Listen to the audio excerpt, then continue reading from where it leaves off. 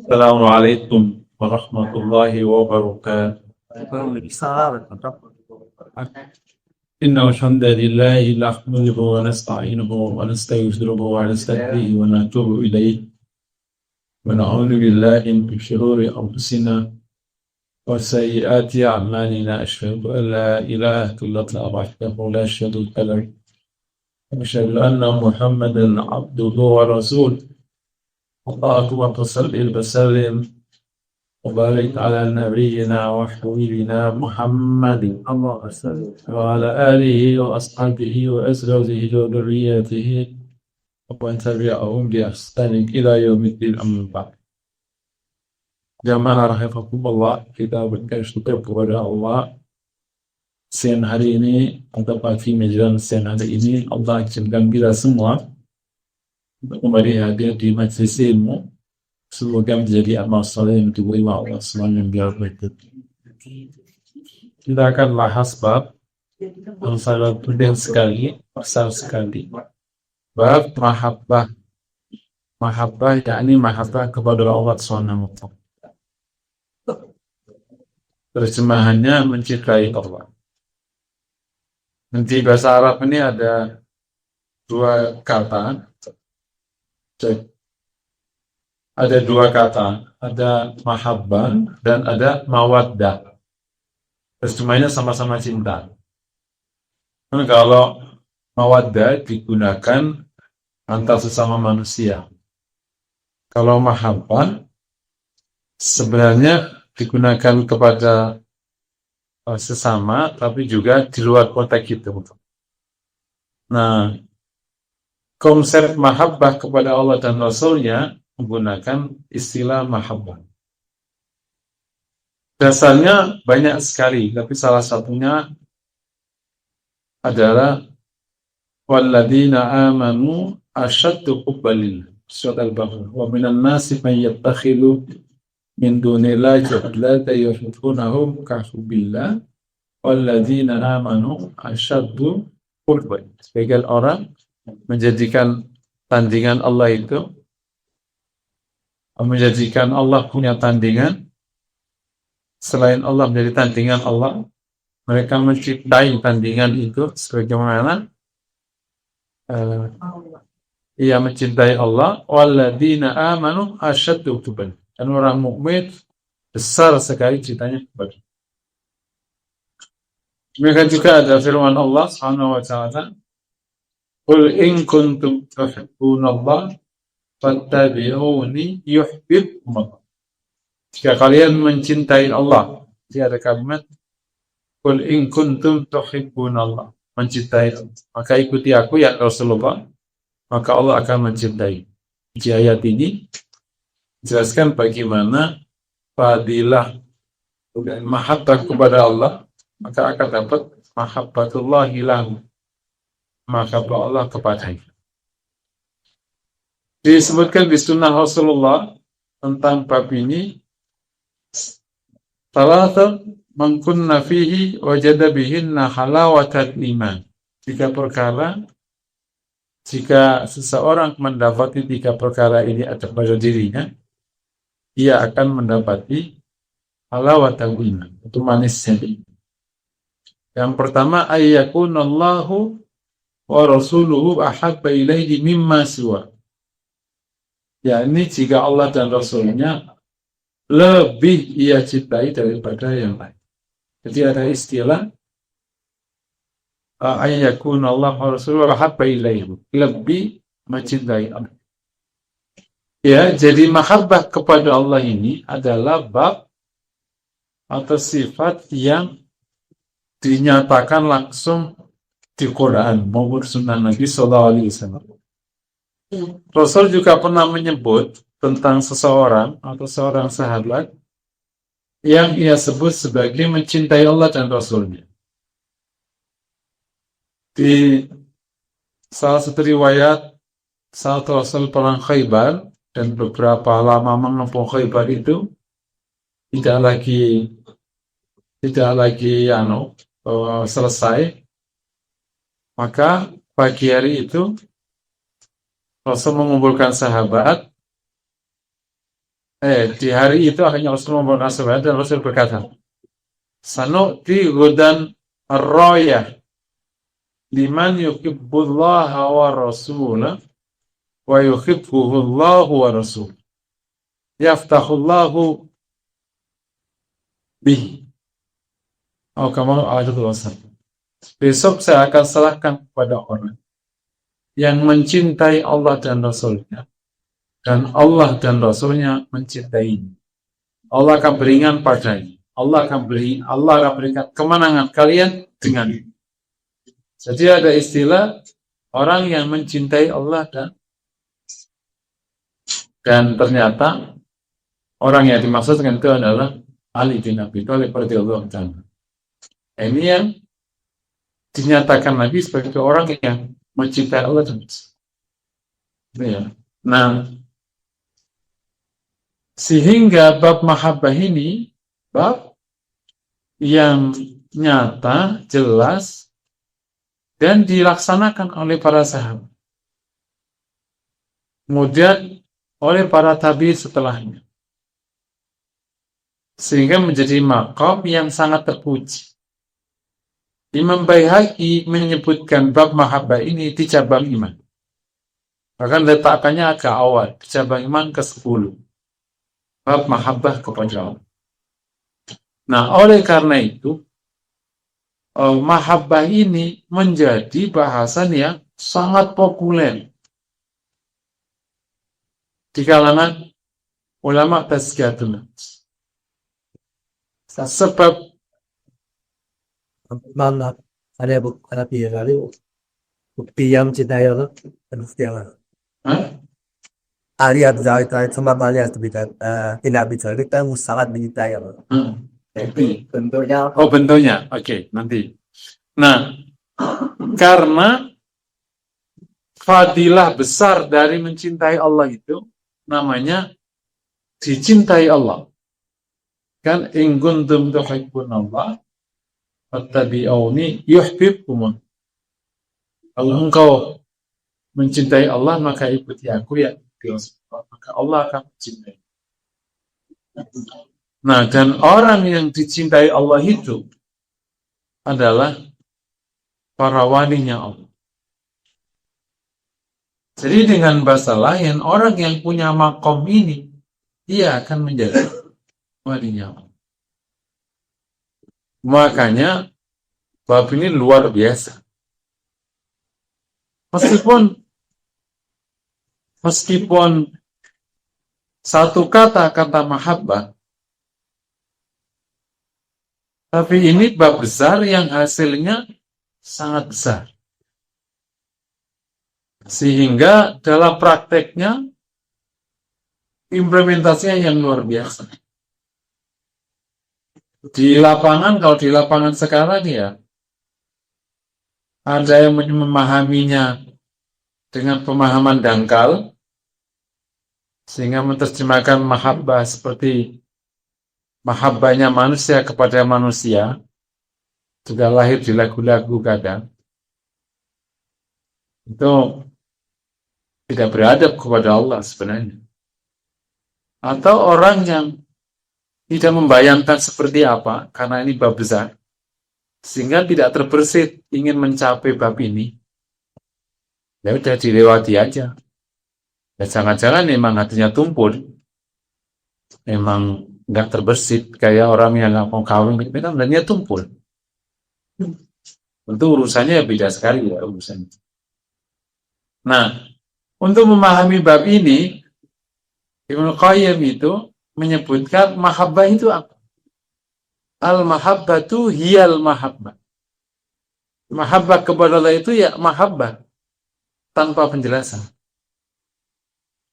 Nah, oleh karena itu saya ingin hadirkan beberapa kisah orang yang disebut sebagai mencintai Allah, apalagi yang oleh Rasulullah, atau oleh para ulama menyebut ialah tokoh cinta, tokoh mahabbah. Nah, kalau yang pertama yang disebut Rasul sebagai mencintai Allah itu adalah Ali bin Abi Thalib. Supaya kita tahu gambaran orang mencintai Allah itu seperti itu. Karena kita harus paham definisinya. Karena mahabbah itu bukan definisi logika. Kalau logika bukan cinta, namanya ngerti. Paham ya? Mahabbah ini bukan ranahnya otak, pakai logika. Kalau ranahnya otak, ya bukan ranah hati namanya.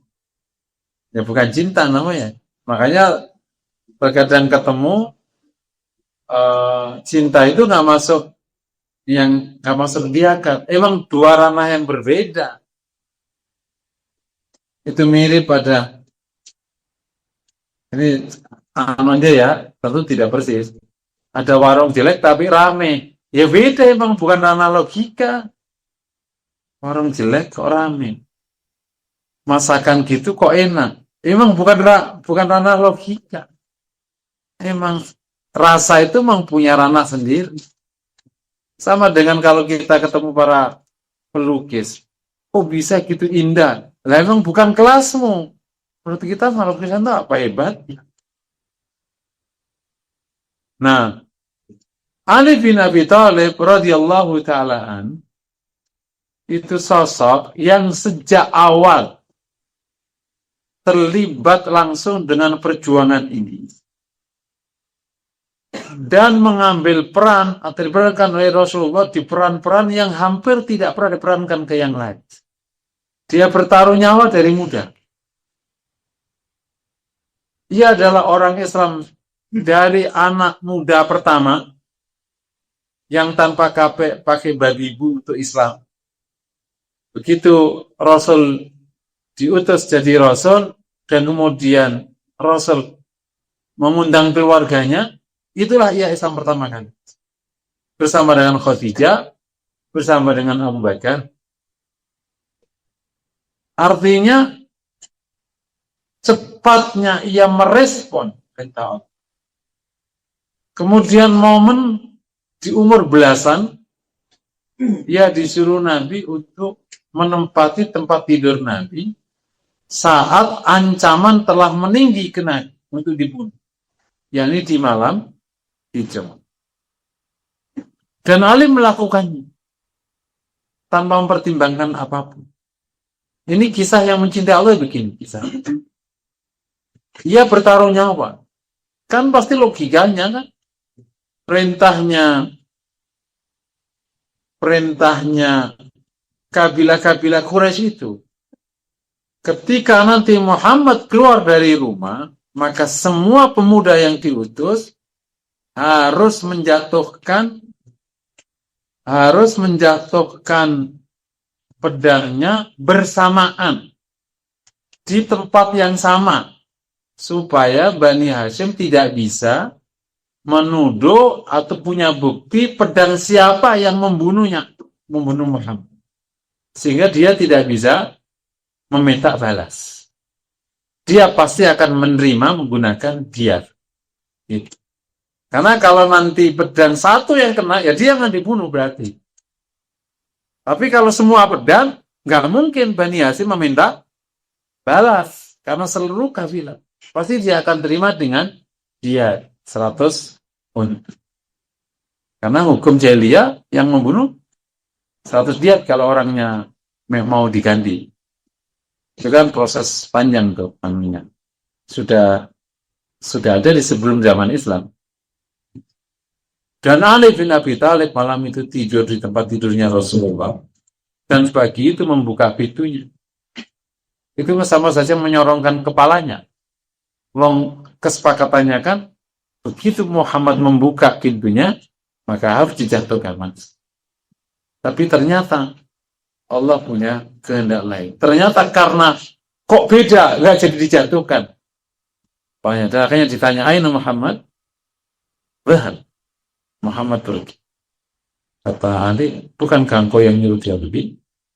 Udah, nggak jadi apa-apa. Itu kan sebenarnya kalau bukan karena Allah menjaga, kan bisa diapa-apain juga. Oh, bikin sial aja loh. Berarti kan terjadi tumpah darah di situ. Seketika Ali melawan puluhan Fursanu Quraisy. Yang Ali juga membawa apa-apa. Ya bertaruhnya. Kemudian setelah itu Ali akhirnya menyelesaikan perintah Rasulullah, mengembalikan amanah orang-orang Quraisy ke Rasulullah, dan ia harus pergi ke Madinah segera. Dan Ali itu nggak tahu Rasul kemana. Dan Ali itu sering loh perintah-perintah begini nih. Perintah yang perintahnya pokoknya A, tapi nggak tahu di balik perintah itu ada apa. Itulah sosok Ali. Orang yang sangat taat ke Rasulullah. Akhirnya dia pergi ke Madinah. Dan karena perintahnya ke Madinah, ya harus segera ke Madinah. Maka Ali itu setiap siang dan malam berjalan tanpa istirahat. Yang biasanya diselesaikan dalam 7 hari, pakai istirahat, Ali menggunakan sampai 13 hari. Udah sampai. Karena dia berangkat, atau lebih kurang daripada itu. Ya, kalau siang naik onta, kalau malam dia jalan kaki. Supaya ontanya nggak terlalu berat. Tapi terus, siang naik onta, malamnya ontanya dituntun, dia jalan kaki sama pribadi. Itulah, sampai Madinah, kakinya itu berdarah-darah. Karena berjalan 400 kilo tanpa istirahat. Ini kisah. Dan kisah itu terulang. Kisah pengorbanan yang nggak pernah, yang kita nggak dapati di banyak sahabat. Ketika di perang Khandaq, itu Rasul sudah membuat parit yang tidak mungkin dilompati oleh kuda-kuda besar. Tapi ada di pojok sana, di agak selatan istilahnya, agak di ujung belah kiri. Itu ada salah satu perusahaan Quraisy, Miqdam namanya kalau nggak salah. Dia bisa melompati kuda, melompatkan kudanya. Satu-satunya yang bisa melompatkan kudanya masuk ke area Madinah. Dan kemudian oleh Rasulullah disuruh Ali menghadap. Nah, karena ini petarung sama-sama petarung besar, Ali itu adalah Fursanu Bani Hashim. Ya. Fursan itu istilah sang penunggang kuda. Itu adalah simbol dari petarung besarnya. Kan setiap kabilah punya. Atau setiap negara punya. Di Romawi juga ada Fursannya, kan yang biasanya jadi panglimanya. Atau kalau nggak panglimanya, petarung besarnya. Semua di bangsa-bangsa besar pasti ada petarung besarnya. Nah, makanya dihadang sama Ali, dan karena mungkin kuatnya duel kuda bersama kuda, itu debu itu menutupi dua orang ini dan nggak kelihatan dua ini. Itu duel menutupi, keras duelnya, dan akhirnya nggak lama para sahabat itu bertakbir luar biasa, dan akhirnya keluar satu orang, dan keluar itu adalah Ali bin Abi Thalib. Ia telah memenangkan duel. Duel diulang lagi. Ia telah menjadi orang yang harus menataki Rasulullah di hijrah. Ia harus berduel di perang Khandaq. Ia juga berduel juga di perang Badar. Waktu itu Ali bin Rasulullah SAW mengajukan yang lebih besar-besar lagi. Karena Ali umurnya masih sekitar 20 saat perang Badar. 20-21. Karena habis itu baru Ali bin Abi Thalib dinikahkan dengan Fatimah. 20-an, tamat SMA. Kemudian Quraisy minta ajukan keluargamu. Yang diajukan Ali bin Abi Thalib. Dan kemudian duel 3 ada Ali, ada Hamzah, ada Utbah. Ali cepat selesai, Hamzah selesai, dan Utbah yang akhirnya ia terluka, kemudian diselesaikan oleh Ali. Kemudian Utbah meninggal saat syahid, saat dibawa pulang ke Madinah. Jadi sudah terluka waktu duel. Jadi luka 1, 3 meninggal. Dan Ali bin Abi Thalib adalah orang yang tak pernah kalah dalam duel. Ini itu kisah. Ini satu penggalan kisah seseorang yang disebut oleh Rasulullah sebagai pencinta Allah dan Rasul. Karena cinta itu akhirnya, kualitas cinta yang paling tampak adalah di kualitas pengorbanan. Dan pengorbanan tertinggi adalah nyawa. Pengorbanan tertinggi adalah, dan Ali bin Abi Thalib telah membuktikan sejak muda. Jadi kalau ada orang mencintai dan mencintai Allah, taat aja enggak, berkorban enggak, ya enggak, ya silakan aja ngomong sehebat. Karena mahabbah itu bab maqam, yang tahu hanya Allah. Apakah kita mencintai Allah? Ya Allah yang tahu. Makanya ada istilah la ya'riful wali illal wali. Wali enggak akan, karena memang yang tahu ya sesama, ya hanya Allah, kemudian sesama orang yang ada di area itu tahu dia sama-sama mencintai Allah Subhanahu. Nah, kita ini bahas ini gimana bahas? Bahkan kita ini awamun nas, orang biasa. Pertama, kita bahas ini karena ini perintah agama. Karena mencintai Allah itu bagian dari perintah agama. Meskipun bentuknya itu bukan kalimat perintah, tapi kalimat berita tentang sifat orang mukmin. Sehingga masuk kata dari perintah, walladzina amanu asyaddu hubban. Orang mukmin besar sekali cintanya kepada. Jadi, mukmin berarti mencintai Allah. Itu berarti sama saja kita diperintahkan mencintai. Kalau tidak ada sifat ini, berarti kita kurang imannya. Termasuk nanti mencintai Rasulullah. Sama saja kita diperintah yang lain-lain. Kan ada perintah yang memang bisa kita raih dengan mudah. Ada perintah yang memang meraihnya berusaha keras-keras. Nggak usah jauh-jauh bicara mencintai Allah lah. Emang syukur kita meraihnya gampang. Setiap saat masih ngeluh. Misalnya ada orang ininya sakit. Lah kenapa nggak bilang gigiku sembuh? Tetap aja kan kita masih banyak ngeluhnya daripada syukur. Padahal hanya syukur. Gak gampang juga kan, karena Allah menyebut bahwa kalau lu melibat dia sedikit tambahku ya. Jadi ada perintah yang memang bisa jadi Allah mudahkan kita meraih. Tapi ada perintah yang memang meraihnya perlu luar biasa. Karena saking besarnya fadilahnya. Nggak usah gampang-gampang. Sholat jamaah 5 waktu, gampang apa meraihnya? Kalau sama sholat jamaah 2 waktu, terbayar. 3 waktu, terbayar. 5 waktu, nggak pernah telat. Masuk umrah doang tuh. Ya kan emang kan khusus ke sana. Coba kalau bagi pegawai yang kantornya bagus, dia bisa zuhur asar di kantor. Kalau nggak disuruh kantor, keluar kantor. Kalau meeting di luar, bagi ibu-ibu sama saja anti mall. Kalau mau sholat jamaah 5 waktu. Kalau mau nggak mungkin ketemu jamaah 5 waktu. Pasti dia nggak kena. Ayo, mau berangkat jam berapa? Berangkat jam 9, belum buka.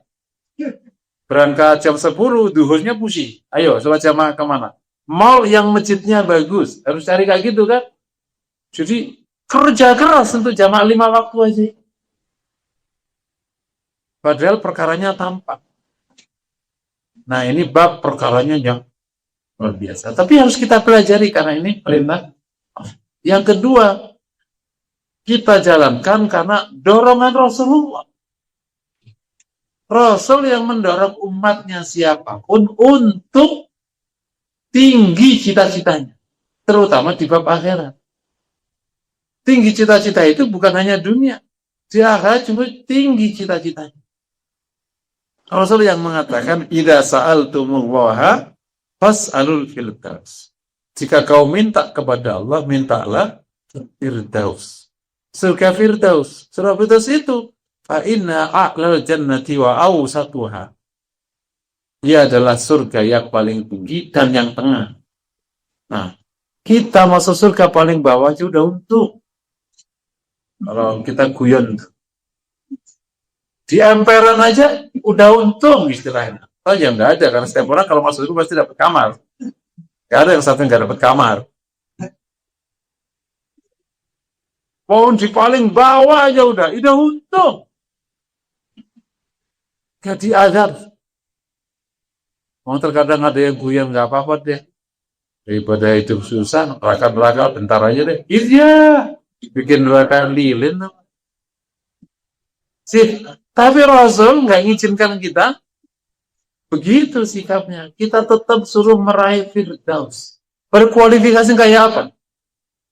Alladzina hum fi salatihim khashi'un, khusyuk. Khusyuk. Sholat aja terkadang masih bolong. Tapi enggak, tetap harus berusaha khusyuk, berpaling dari hal yang tidak berguna. Kalau udah aki-aki gini agak mending ngomongnya di depan ya. Kalau masih 40 ke bawah, gaple. Gimana berguna? Oh, gaple aja, kalau nggak gaple itu nggak bisa tidur. Dan macam-macam. Tapi enggak, tetap paling tidak berguna dan seterusnya. Jadi Rasul sendiri yang nyuruh kita untuk bercita-cita tinggi.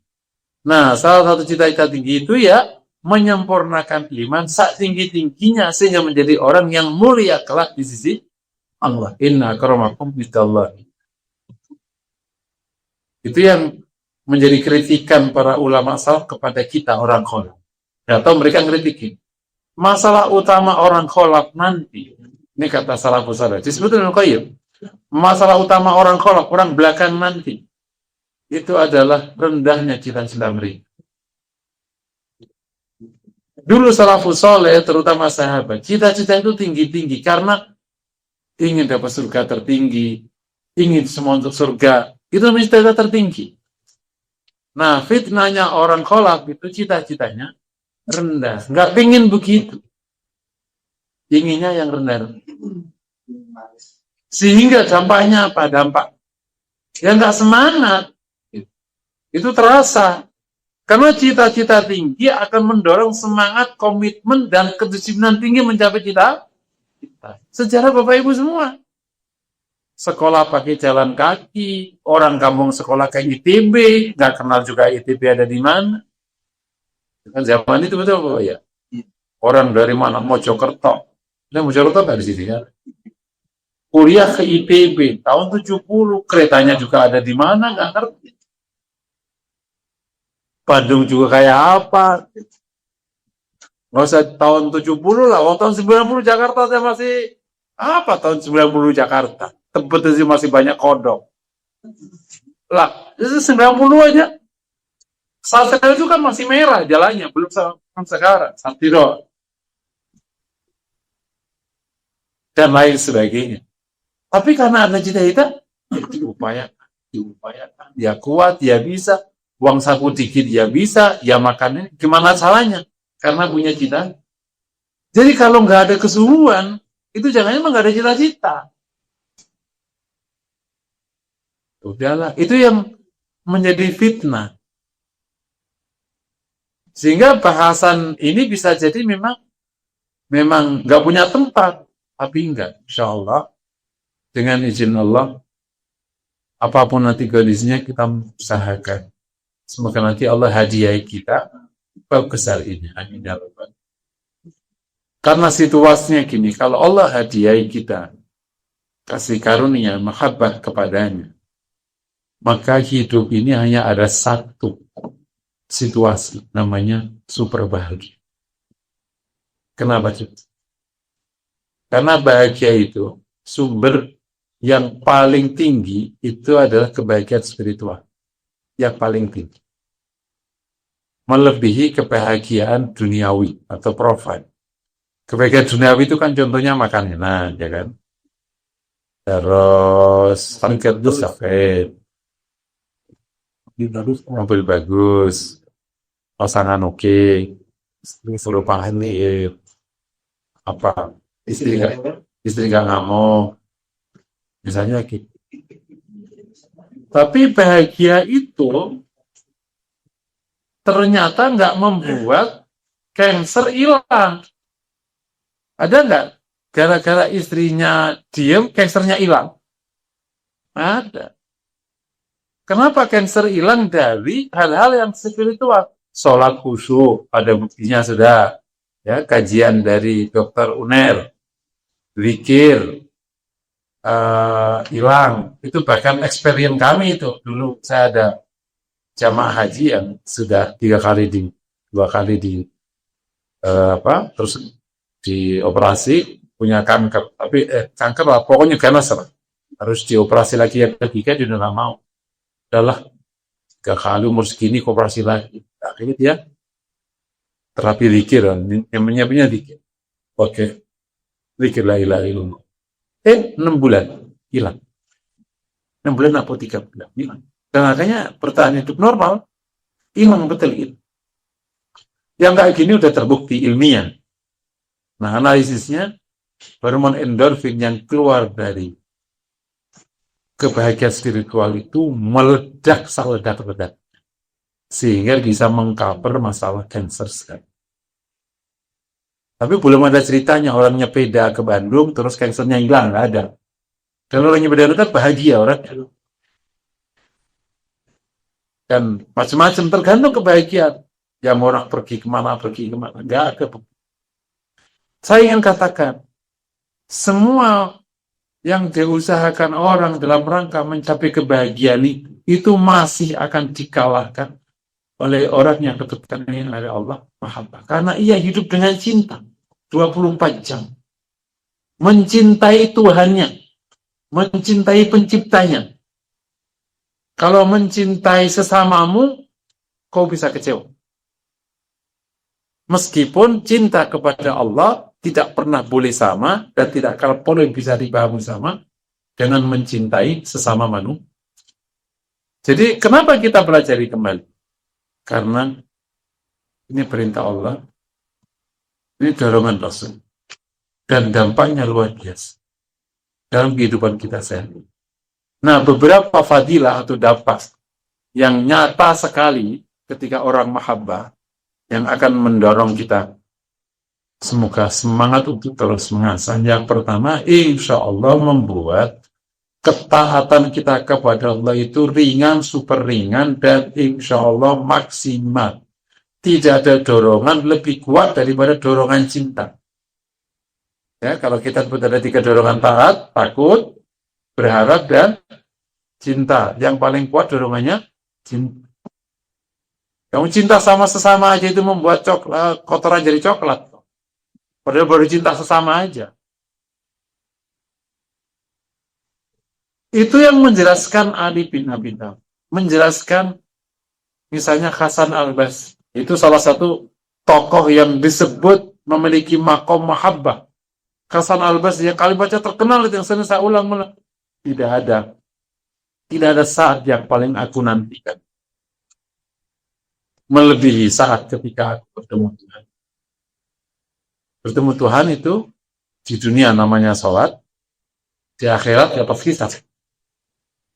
Ini orang menanti pertemuan ini. Rasul mengisyaratkan betapa ketika sholat justru situasinya rileks. Rasul mengatakan, arifna biha ya Bilal. Rilekskan aku dengan sholat hai Bilal. Yani adzan, bila suruh adzan itu rileksnya dimulai. Bukan kebalik, adzan dimulai, stresnya dimulai. Ya sholat lagi. Tadi lagi enak-enak ngopi. Bikin berisik aja sih lo. Mau ke masjid, masih ngopi belum selesai, nggak ke masjid. Nggak enak nih ada orang.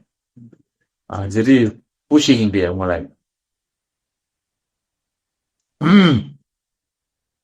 Ketaatan itu insya Allah dijalankan dengan maksimal. Nah, itu yang salah satu kembali ke ketaatnya Ali bin Abi Thalib. Jadi Ali itu sering dapat perintah yang pas. Uniknya itu taatnya itu pas, nggak lebih. Tadi kan contohnya misalnya taatnya perintahnya suruh tidur, titik. Bukan suruh nanya Rasul kemana, ya nggak tahu dia. Orangnya super taat, emang pasukan murni Ali, emang militer murni itu Ali. Jadi perintahnya tidur, ya udah. Ada nggak prajurit yang prajurit kenapa tidur? Itu bukan prajurit, itu mak-mak namanya. Mas, aku sini ya. Terus mas kemana? Tanya, itu namanya mak-mak. Tapi Ali enggak, disuruh tidur sudah. Makanya ya nggak tahu Rasul, kayak emang nggak tahu Rasul kemana. Dan Ali juga nggak tertarik nanya. Diperintah aja ya udah dijalani. Itu pernah kisah ketika Rasul mau Fathu Makkah, kan ada kejadian seorang sahabat mulia menulis surat yang dikirim ke seorang wanita yang mengarah ke Mekah untuk ngasih tahu bahwa Rasul akan masuk ke Mekah dengan pasukan besar.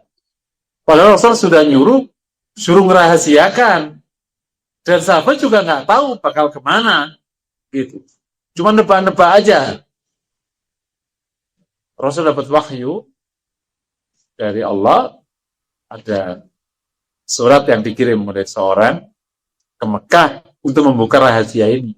Ali disuruh, ambillah surat, nanti di sana di tengah ada seorang wanita, dohina, wanita, ambillah surat dari dia. Udah, perintahnya ambillah surat dari dia.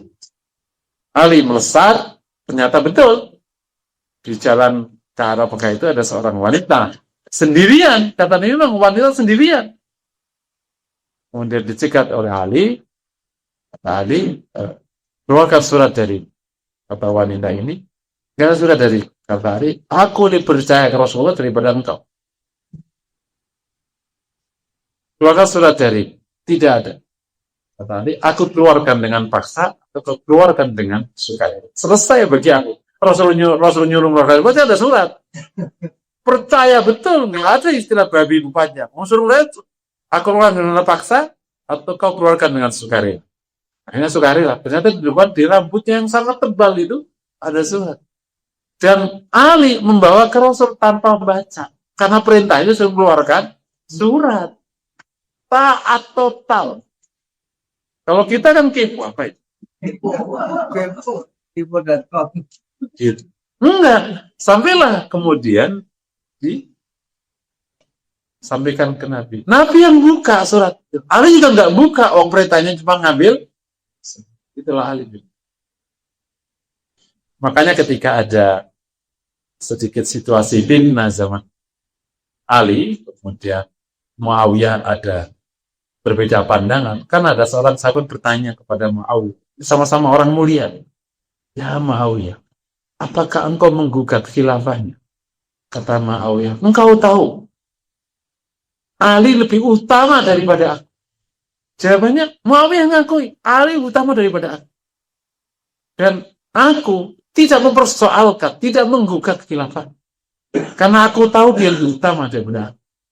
Tapi kenapa dia tidak menyelesaikan tugasnya mengkisos orang yang membunuh keluargaku, Utsman bin Affan. Kan dia walinya. Padahal dia adalah mantu Rasulullah dan dia adalah khalifah yang ketiga. Itu kira-kira sumber perbedaan. Sehingga terjadi akhirnya melebar. Tapi dari awal Muawiyah sadar dia tidak lebih baik daripada dan dia tidak menggugat khilafah. Makanya ketika ada konflik itu akhirnya ada utusan dari salah satu kabilah Zar di Jazirah Arab yang memberikan bantuan ke Muawiyah. Ya Muawiyah, kalau kau mau, aku kirimkan pasukan yang akan membawa kepala Ali dan aku berikan kepalanya kepadamu. Kata Muawiyah, sampaikan kepada ketua kepala kabilahmu, kepada raja. Aku akan kirim pasukan yang aku ambil kepala rajamu dan aku berikan kepada Ali bin Abi Thalib. Makanya itu lama nggak berat. 3 bulan itu nggak berat. Karena ingin menentukan siapa yang benar. Lama itu pasukan masing-masing nggak. Karena sama-sama merasa ada di posisi benar. Itu maka namanya perbedaan di situ sama-sama benar. Semoga Allah Ta'ala maafkan semuanya dan iya kerja. Nah berhentinya itu gara-gara ada Ammar yang terbunuh oleh panahnya arah dari Muawiyah. Nah, Ammar itu, ini kalau kisah nggak detail seakan-akan kayak Muawiyah, benar enggak? Ini perbedaan bab tentang kisah awalnya. Nah, Ammar itu pernah ketemu Nabi dan Nabi mengatakan qatalat kalfiatul baghiyah. Kau dibunuh oleh pasukan ya menentang pemerintahan Syam. Nah, ternyata Ammar itu ada di pihak Ali, entah gimana ceritanya pas dia naik gitu mungkin pasukan kan, terus dia naik gitu di kepana. Ammar bin As begitu melihat Ammar ini terbunuh, dia ingat sabda ini. Datang ke Muawiyah, ya Muawiyah, kita salah. Kita salah. Ammar terbunuh dan itu kata Nabi qatala Faidul Bagi. Kata Muawiyah, yang membunuh bukan kita Ali. Kenapa diangkat jiwa Ammar? Tapi dia habis diskusi itu akhirnya terus meminta tahqiq. Akhirnya minta dan tanda utamanya adalah terbunuhnya. Itu menunjukkan waktu itu memang terjadi perbedaan tajam bukan karena urusan khilaf. Karena Bani Umayyah menuntut kisos segera atas terbunuhnya keluarganya dan Utsman yang merupakan Bani Umayyah. Dan Muawiyah adalah kepalanya Bani Umayyah. Karena dia kepalanya Abu Sufyan, sudah meninggal, tinggallah Muawiyah. Jadi kepalanya Bani Umayyah namanya Muawiyah. Nah, kembali ya, taat kepada Allah itu ringan kalau ada mahabbah. Jadi kalau kok berat, ya berarti sebenarnya belum ada mahabbah. Ada nggak taat ringan tanpa mahabbah? Bisa. Jadi jangan salah, kalau ada orang taat apakah mesti mahabbah? Belum tentu. Karena taat itu dorongannya belum tentu mahabbah. Dorongannya bisa takut, bisa berharap, bisa. Tapi kalau orang mahabbah, hasilnya ketaatnya. Nggak ngitung. Nggak lelah. Tentu cinta kepada Allah nggak sama dengan cinta. Dengan cinta sesama aja. Orang cinta itu nggak lelah. Betul nggak? Biarkan aku yang lelah. Biarkan aku yang sakit. Yang penting istri dan anak-anakku pray, gitu kan. Itu kan kata-kata para pelawat. Mau nyari taat, gitu ya, taat. Yang kedua, menikmati taat. Itu dapat dari, kan ada taat bab, taatnya baik, maksimal, itu standarnya. Tapi taat itu ada kenikmatannya, karena ada unsur mahabbah. Waktu sujud, waktu zikir, waktu tilawah, itu beda rasanya. Dan itu suatu kelebihan di dalam tazkiyatun nafas, kan kita diarahkan ke sana terus kan. Makanya tadi ya halawatul iman tadi kan, rukun pertamanya Allah dan Rasulnya lebih kau cintai. Emang ada itu baru ada halawatul iman. Jadi taat itu bisa memberikan kenikmatan kalau ada mahabbahnya. Makanya kalau orang Allah kasih hadiah mahabbah, ya taatnya itu nikmat. Makanya kita bisa balik. Kalau belum nikmat taat, ya memang berarti belum ada mahabbahnya. Meskipun kenikmatan taat, tidak selamanya lewat rute itu. Tapi rute untuk bisa halawatul iman harus ada mahabbah. Nah, kenikmatan taat itu bagi kita yang sudah ada di umur sekian, itu pencapaiannya tidak boleh lama-lama, harus segera. Karena mau sampai kapan? Masa taatnya itu masih berat. Kan orang taat itu ada 3 situasi batin, Pak. Orang taat. Yang pertama, taat karena terpaksa, dengan terpaksa. Yang kedua, taat tanpa rasa. Ketika taat dengan cinta. Nah, kita ada 5. Taat tanpa dengan terpaksa, itu contoh yang paling konkret. Ini ya, tentu hanya Allah yang tahu. Cuman ini sosial aja ya. Tentu hanya Allah yang tahu. Kalau antum pernah ke kantor-kantor yang isinya anak muda, tapi kantor swasta biasanya, bukan kantornya munafik. Kalau kantor munafik, karena rata-rata baik-baik. Kantor-kantor munafik. Tapi kalau kantor yang agak-agak kuring gitu ya. Terus mau Jumatan, itu masuk masjid, itu kayak orang dihukum. Ini Jumatan berdiri nih, Allah, itu ngasih aja di ngerokok kayak ngapa. Begitu nanti sudah mau kedua, gitu saat. Betapa beratnya dia masuk masjid. Cuma sama-sama duduk. Dan itu sering anak-anak muda gitu mah. Kalau tuh mau sering, apalagi kalau masjidnya sempit. Wah, itu udah alasan kuat banget. Masjid-masjid sempit yang agak kurang nyaman, wah itu pasti ngobrol aja dulu.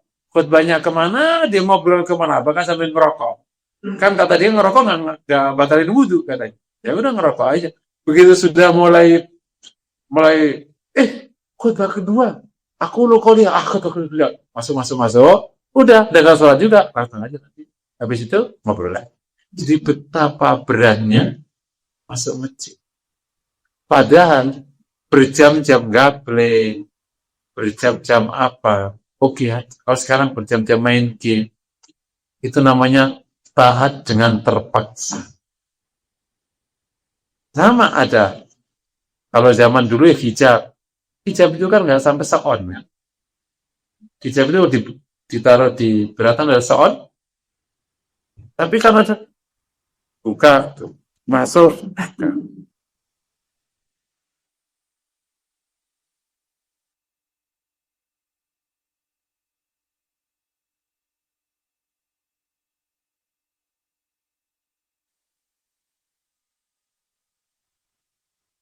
Istri yang mau taat sama suami bisa jadi kan? Oh, kayaknya ini anu.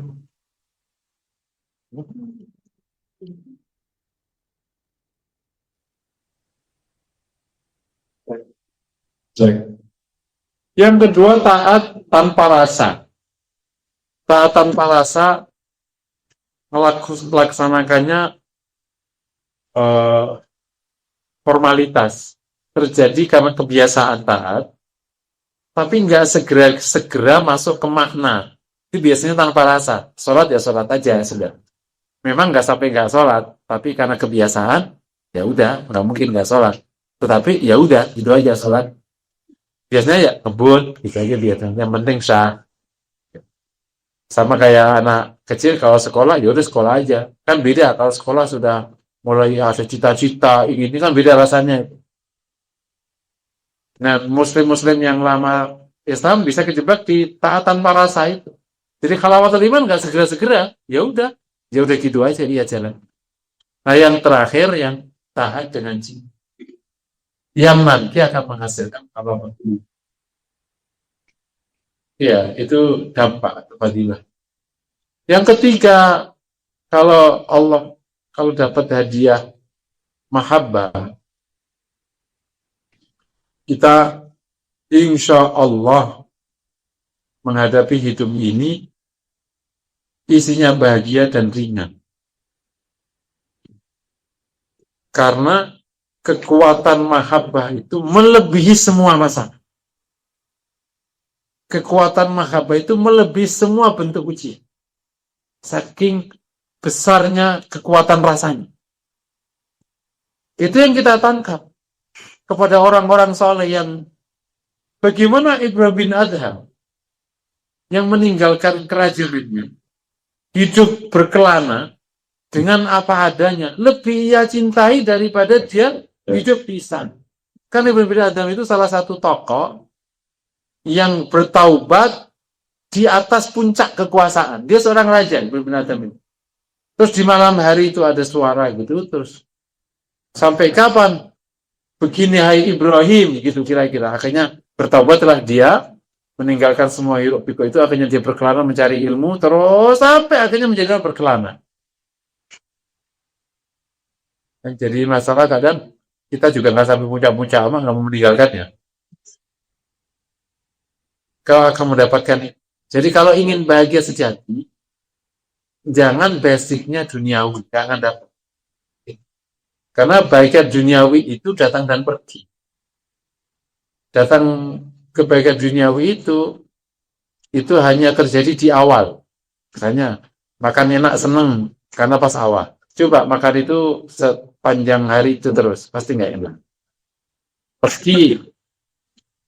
Pergi enak, itu kalau awal. Kalau terus, udah nggak enak. Makanya ada ini kan, ada ungkapan terkenal. Kalau ada orang foto di foto-foto makanan, berarti dia jarang makan itu.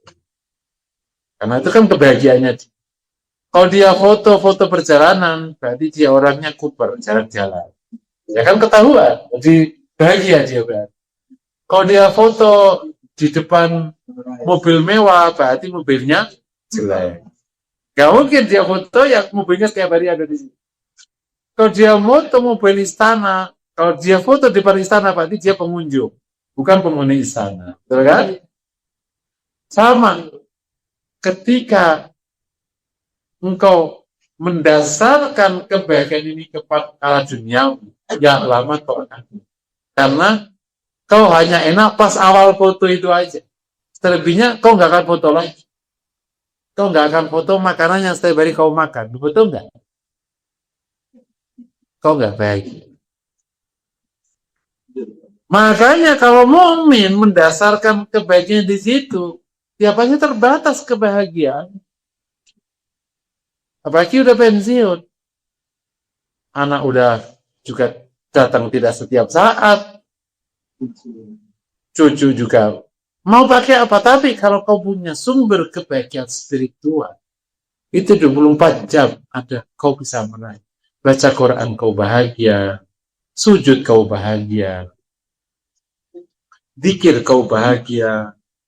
Kau dengan azan aja kau bahagia. Serius sih. Dengarkan azan, kau bahagia. Dengar imam baca Quran, kau bahagia. Dan lain sebagainya. Ada, meskipun ini tidak, bagi namanya tenang ya, ada cerita terkenal tuh yang di Masjid Kebun Jeruk, yang di menjelang kota ya itu ya. Itu pernah ada kejadian nyata seorang turis nggak bisa tidur berhari-hari, dia punya penyakit memang. Nah malam itu udah berhari-hari di hotel dekat situ itu dia nggak bisa tidur. Akhirnya pagi karena nggak bisa tidur, bagi dia jalan dan melewati masjid itu. Nah ada orang tua itu aki-aki nyender di depan kena panas matahari karena sudah agak siang dan mendengkur, tidurnya mendengkur gitu. Kalau saya kan nggak sampai mendengkur tadi kan. Dan mendengkur. Nah dia akhirnya penasaran. Dia tunggu aki-aki itu. Bang, makanya ditanya. Tidur, berduduk di sinar matahari yang juga tidak nyaman. Kok bisa mendengkur, Pak? Itu apa rasanya? Sedangkan aku ini tidur di hutan itu begini. Dengan situasi yang aku gak bisa kata ini hatiku nyaman, maka aku tidur di mana aja. Hatimu tidak tenang, maka situasi tenang pun membuat kau tidak tenang. Kau gak bisa tidur. Nah kisahnya katanya akhirnya bisa jadi mahalan orang wallah mas banyak dia pelajari. Jadi justru Bapak Ibu yang dilakukan karena Allah sudah sampaikan tadi. Jangan sampai kehilangan kebahagiaan. Orang tua itu nggak boleh sedih. Wong sedih, wong nggak sedih aja jelek, apalagi sedih.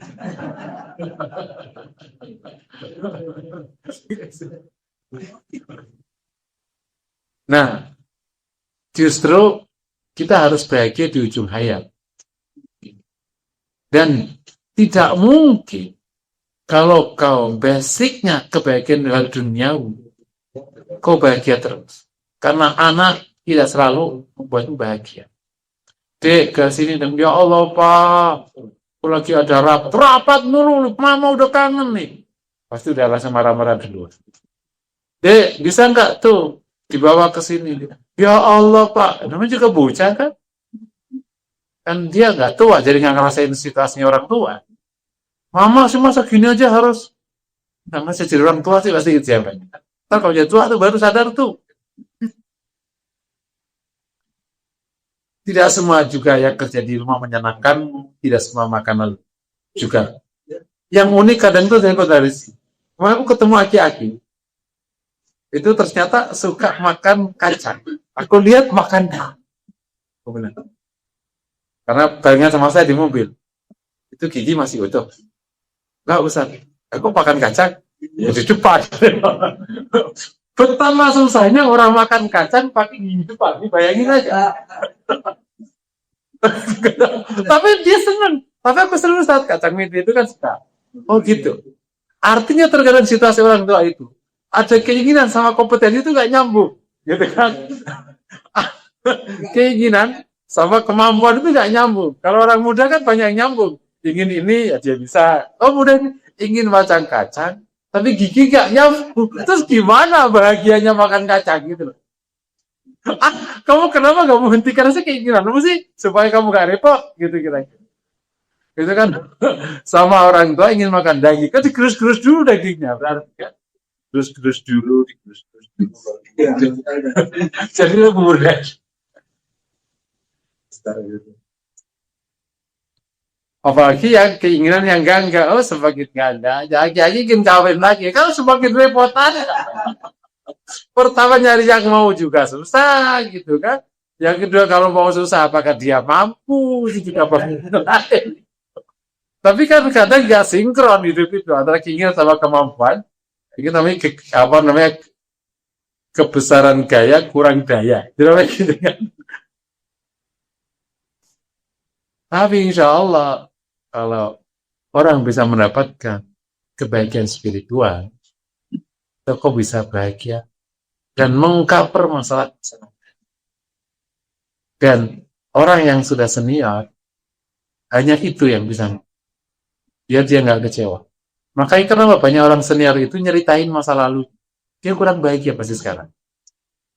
Iya, karena orang senior itu suka nyeritain masa, makanya kalau mau ingin dapat warisan itu jadilah pendengar orang senior. Pasti kau dikasih warisan paling banyak. Dia cucuku paling ini, paling dia begini doang, karena dia butuh orang yang dengar. Itu kebahagiaan dia. Makanya begitu dia punya kebahagiaan spiritual, dia pasti nggak cerita, karena dia akan bermunajat lebih banyak. Ceritanya di situ. Nggak nostalgia. Nggak dikasih. Teori ini nggak diakui sama psikolog, karena psikolognya nggak ngerti spiritual. Psikolog kan tetap kebahagiaan itu cerita orang tua. Ya, psikolognya psikolog itu coba kalau psikolog itu. Tapi diarahkan kebahagiaannya ketika dia berpikir, ketika dia berdua, ketika dia tahu, ketika dia ibadah. Ya bisa ke hati-hati kita tidur menengkur di masjid aja. Jadi kalau Bapak mau coba, kok bahagia belum, bisa nggak tidur sambil duduk di masjid yang ada mataharinya? Berarti udah. Itu nggak ukuran kalau itu, nggak ukuran. Nah, yang terakhir tuh fadilah yang kita cari. Itu kan tadi fadilah-fadilah adalah kalau kita benar-benar mencintai Allah, Allah akan mencintai. Dan dibilangkan cinta Allah kepadamu sederet kebaikan. Saya sebut satu hadis saja ya. Tentang orang yang dicintai Allah, itu apa nanti jadinya? Hadis Nabi yang terkenal, man adali waliyat faqad adattuhu bil harb. Ma yataqarrab ilayya 'abdi bi syai'in habba ilayya mimma aftaratuhu alayhi. Wa la yazalu 'abdi yataqarrab ilayya bi nawafil hatta uhibba. Wa idza ahbabtuhu kuntu sam'ahu alladhi yasma'u bihi. Wa basarahu alladhi yubsiru bihi. Wa yadahu allati yabtashu biha. Wa rijluhu allati yamshi biha. Wa idza sa'alani la utiyanna. Wa idza ista'adani la u'idan. Atau kama. Ini hadis qudsi, barang siapa yang menyakiti hamba yang aku cintai, man adzali waliyan, yang menyakiti waliku. Jadi barang siapa yang menyakiti waliku, menyakiti hamba yang aku cintai, wali itu hamba yang aku, maka aku umumkan perang kepadanya. Itu namanya karomah. Makanya kenapa para wali nggak bisa disakiti? Kan sering tuh kisah-kisah. Misalnya zaman dulu mau ngambil pohonnya aja nggak bergerak karena nggak bisa disakiti. Kisah yang nyata itu Asia itu nggak bisa disakiti sama Firaun, dijaga sama Allah, nggak bisa disakiti.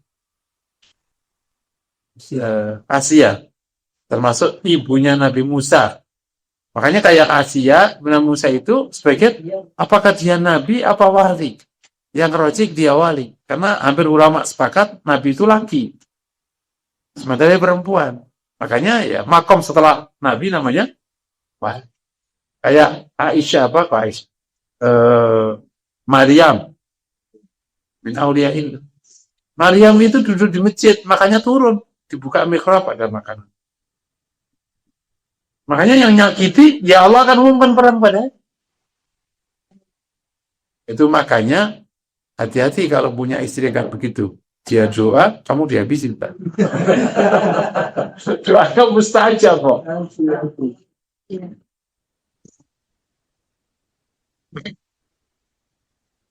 Jadi pertama akan dijaga man ada di warin faqad ada bil haq. Jadi begitu orang mendapatkan mahabbah Allah, pertama Allah akan menjaga. Gak bisa. Ya kalau Rasul ya maksum ya di atasnya. Kedua terus di bawahnya. kuntu sam'ahu alladhi yasma'u bi.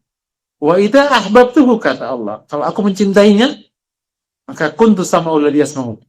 Saya adalah pendengaran yang dia gunakan mendengar. Tangan yang dia gunakan bekerja, kaki yang berjalan. Maknanya apa? Allah berikan padanya taufik. Apa taufik itu? Allah cocokkan kehendaknya dengan kehendak Allah. Allah cocokkan kehendaknya dengan kehendak. Apa itu cocokkan kehendaknya? Kalau urusan syariat, berarti orang ini selalu ada di kebenaran. Karena kehendak Allah kan maunya benar. Allah, jadi dia tidak ada keinginan, nggak ada peluang, nggak ada kemampuan untuk salah. Emang benar terus. Itu namanya Allah cocokkan kehendaknya dengan kehendak Allah. Jadi tindak kamu persis sesuai dengan kehendak Allah yang syariati. Sholatnya jadi benar. Kan ada orang yang sholatnya nggak benar-benar. Karena nggak dapat taufik. Tasyahud aja nggak benar-benar baca tasyahud. Itu namanya belum dapat taufik. Baca Fatihah aja nggak benar-benar. Itu namanya belum dapat. Allah belum cocokkan kehendaknya dengan kehendak. Sholat aja salah-salah. Padahal udah mau sholat. Haji, udah haji sekali salah. Kemarin nggak dapat taufik, kasihan. Aku tadi itu bisa tawaf setiap putaran itu bisa nyium Hajar Aswad. Lah kok bisa? Pada musim haji iya. Luar biasa. Tanggal berapa? Tanggal 9. Lah kamu ngapain tanggal 9 di Mekah? Aduh. Ini kejadian nyata. Orang haji tanggal 9 nggak ke Arafah. Dia bangga, cerita. Saya itu, kalian kan kemarin susah kan? Aku tadi itu tawaf kosong dan aku bisa cium Hajar Aswad sepuasku. Lah iya tanggal 9, orang kan ke Arafah semua. Jadi hajinya sah nggak? Ya batal, nggak dapat tahu. Bayangin aja, udah jauh-jauh ke Mekah haji, tapi nggak cocok.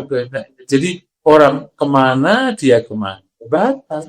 Kamu diapain? Batal, udah nggak bisa diapain. Oh, ngaji itu Arafah. Berikutnya, ya. Termasuk Allah mencocokkan kehendak hambanya dengan kehendak Allah di luar bidang syariat, di luar bidang kehidupan biasa. Yani maksudnya, keputusannya, keinginannya itu selalu cocok dengan keputusan. Jadi akhirnya jadi benar, jadi tepat, jadi sukses, jadi baik. Saya berikan contoh orang yang nggak dapat taufik dalam mencari istri. Ada istilah namanya penggo, istri untuk tonggo. Keputusan Allah ini kita buat ilustrasi ya, bahwa orang ini itu nikahnya sama penggo. Tapi sejak awal bapak ini, mas ini itu nggak tertarik sama dia. Maka dialah cari ke temennya, mau cari temennya, nemenin sana. Terus tetap sana, sampai ke sana. Kenalan sana. Bersepuluh tahun. Pasang putus, nggak dapat. Sampailah pulang. Itu sudah 11 tahun. Dapat belum? Belum. Lah itu mau nggak? Ya udahlah, terpaksa. Akhirnya nikah. Pas nikah, loh, kalau tahu kayak gini, kenapa nggak dari awal aja? Itu namanya tidak dapat taufik. Itu contoh dapat taufik. Harus muter kemana-mana baru ketemu. Yang tertarik, contoh dapat taufik itu Ali. Yang namanya juga Ali ya. Ali habis perang Badar. Rasul mengatakan, ya, nikahlah. Rasul sama Ali itu kan sepupu ya. Tapi ya Rasulullah dan lebih tua. Jadi ini sepupu tapi Rasul posisinya sebenarnya kan tuaan Ali ya. Kan anaknya Abu Thalib, Rasul anaknya Abdullah. Tapi kan Ali Rasul lebih tua. Apalagi ini kontennya sudah Rasulullah kan. Aduh, kenapa aku nggak nih? Rasulullah, aku gak punya apa. Jadi bagian aku nikah sama siapa? Jadi Ali itu berani di medan perang. Urusan kayak gini waduh. Ali itu pemalu urusan kayak gini. Terus kamu punya apa? Saya punya ini ya Rasulullah. Apa? Tombak udah agak lama gitu. Ya sudah. Aku nikahkan engkau dengan Fatimah. Jadi nikah tuh.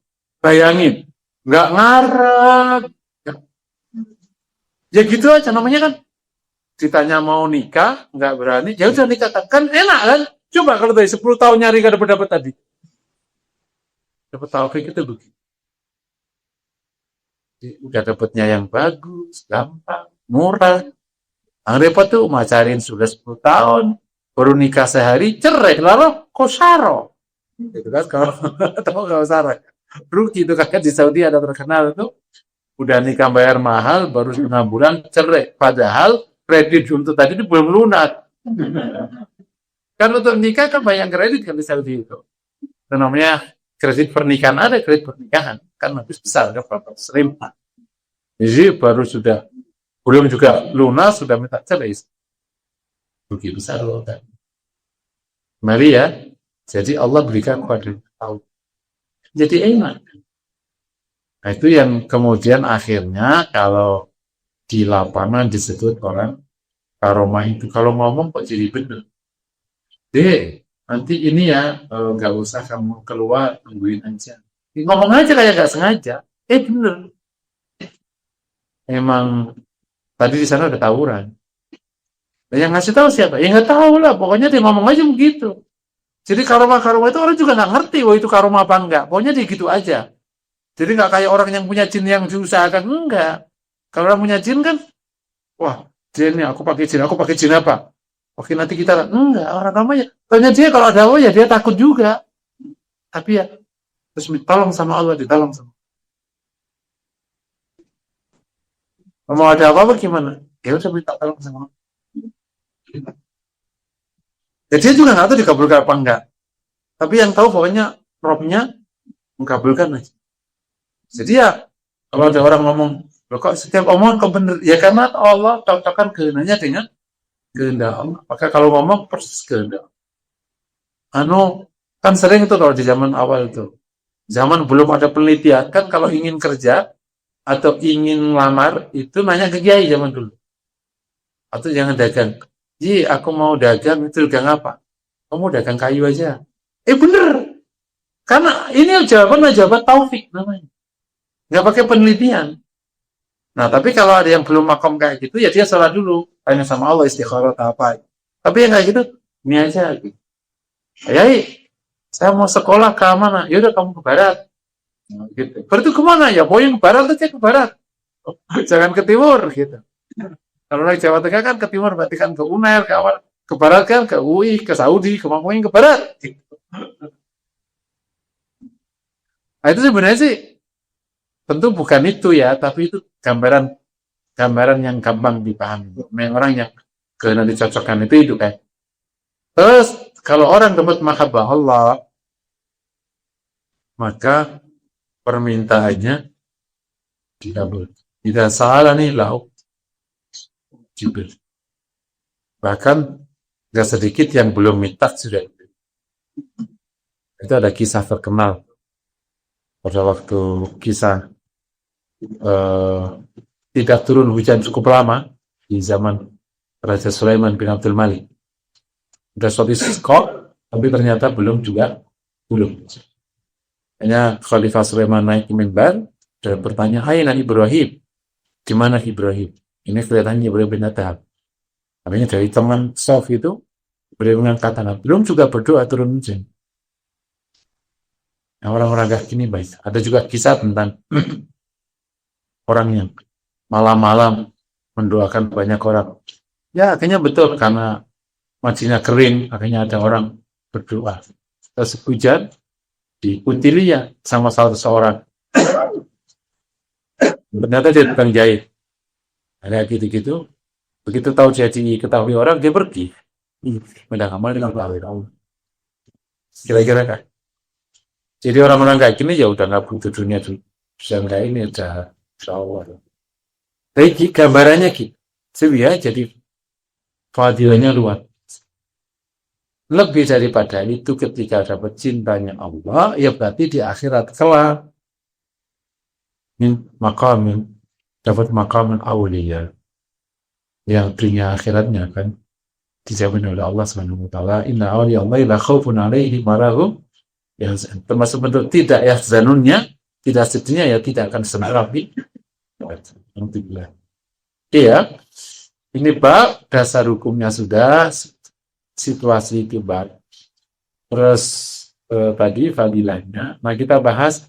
Jadi mahabbah itu apa? Ya, masuk ke definisinya. Jadi mahabbah itu apa? Sebagaimana dinyatakan Ibnu Qayyim, al-mahabbatu iyal mahab. Mahabbah itu iyal mahab. Cinta itu cinta.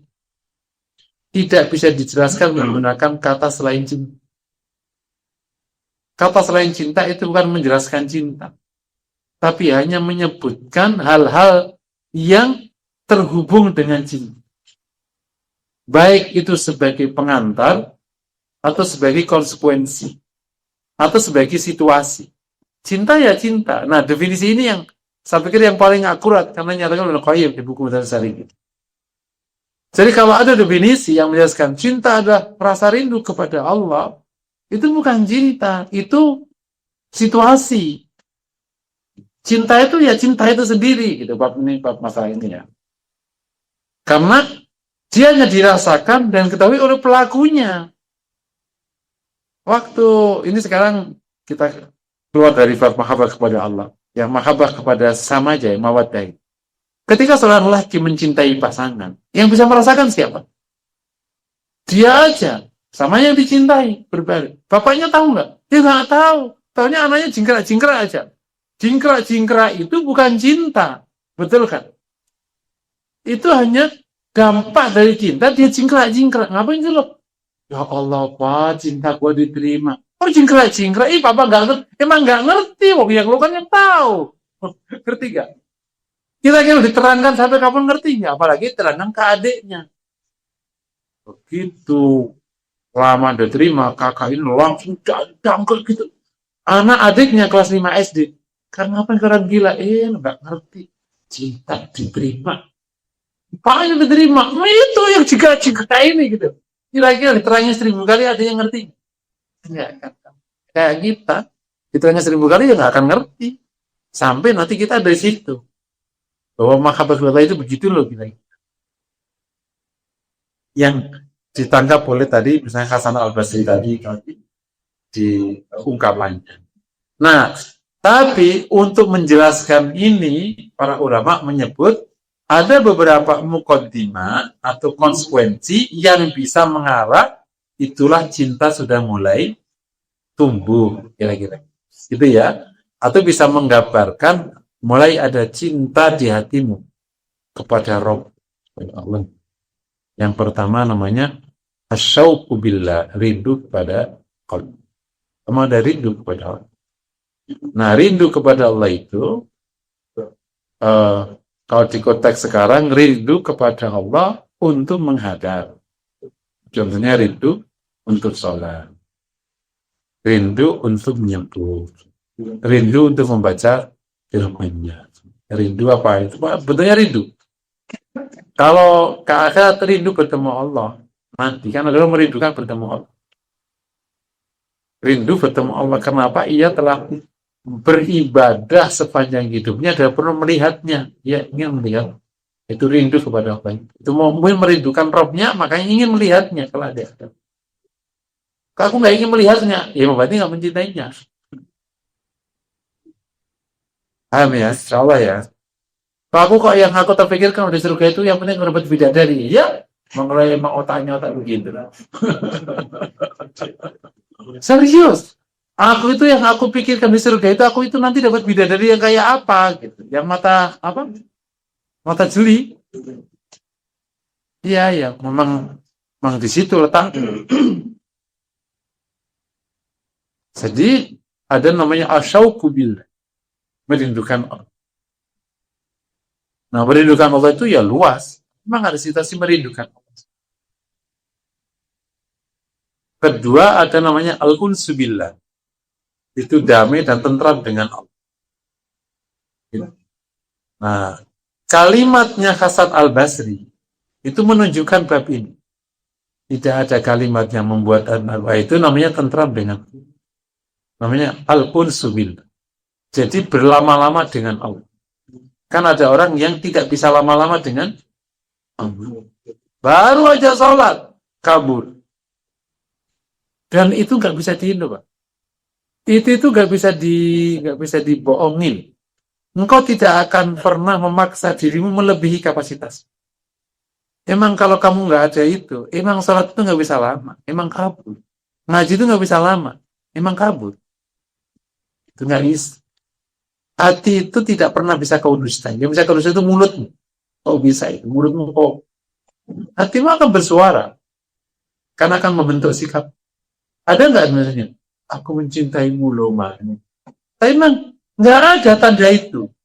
Nggak mungkin. Pasti kau akan pergi, nggak mungkin buat di rumah. Makanya kalau ada orang kerja di luar kota, setiap bulan baru pulang sekali.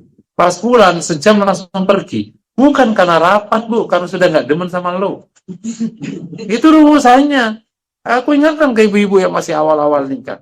Kalau ada suamimu kerja luar kota, atau di atas offshore sana, Pak, terus baru sampai, langsung bilang dia ada rapat, lupakan.